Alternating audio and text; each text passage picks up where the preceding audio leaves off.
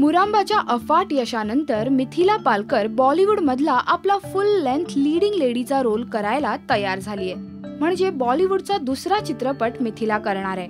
याआधी कट्टी बट्टी ह्या चित्रपटात तिने इम्रान खानच्या बहिणीची भूमिका केली होती आणि त्यानंतर ती मोठ्या पडद्यावर दिसली ती मुरंबा ह्या चित्रपटात अमेय वाघ सोबत. आणि आता मिथिला तिचा दुसरा हिंदी चित्रपट करणार आहे ज्यात ती प्रमुख भूमिकेत दिसेल. आणि ह्या चित्रपटात साऊथचा सुपरस्टार दुल्कर सलमान तिच्या सोबत दिसेल. दुल्करचा हा पहिला हिंदी चित्रपट असेल.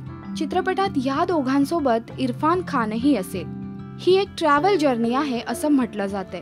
चित्रपटाचं टायटल अजून फिक्स झालेलं नाहीये. चित्रपटाचं दिग्दर्शन करणार आहेत आकर्ष खुराना. चित्रपटाचं शूटिंग सुरू झालंय. मिथिला आणि दुल्करला या त्यांच्या नवीन यशासाठी खूप खूप शुभेच्छा.